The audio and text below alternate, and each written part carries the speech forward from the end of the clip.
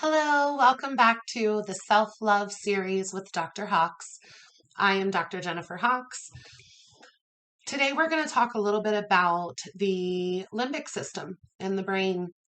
So the limbic system is really what helps us learn emotional responses in youth.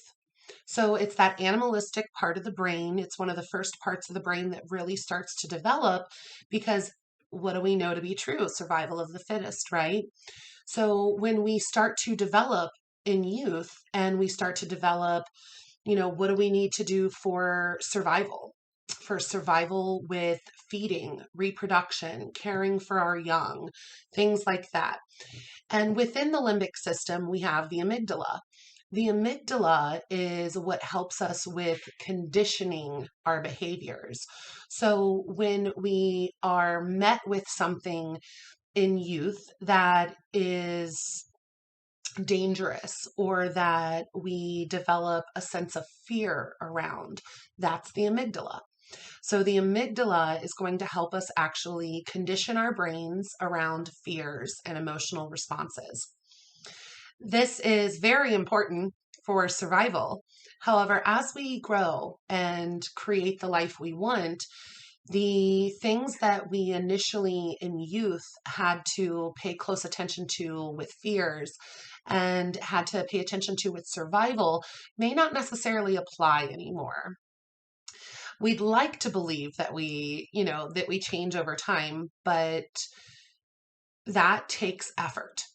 And what we were initially conditioned to fear in youth does carry through our adult life unless we reprogram and recondition that part of our brain. This often comes up with childhood traumas, and a lot of people that have had very intense situations in youth that have created significant fears around certain situations and have created these triggers in adult life.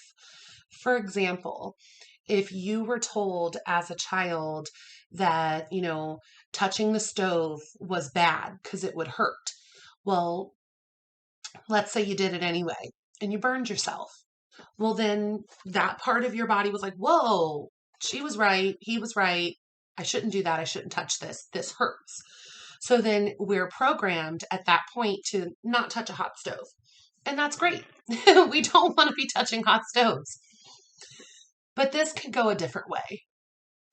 Let's say we were told in youth that you are good for nothing, that you always screw up.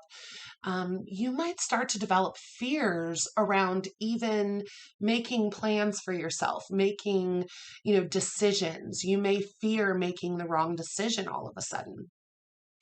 So we have to actually understand why we're triggered and why we fear certain things and process that to now be more appropriate in adult life. So maybe it wasn't appropriate for me as a child to go meet someone new or try something new. But as an adult, it's very appropriate to branch out and feel comfortable with other people. Of course, always have to protect yourself.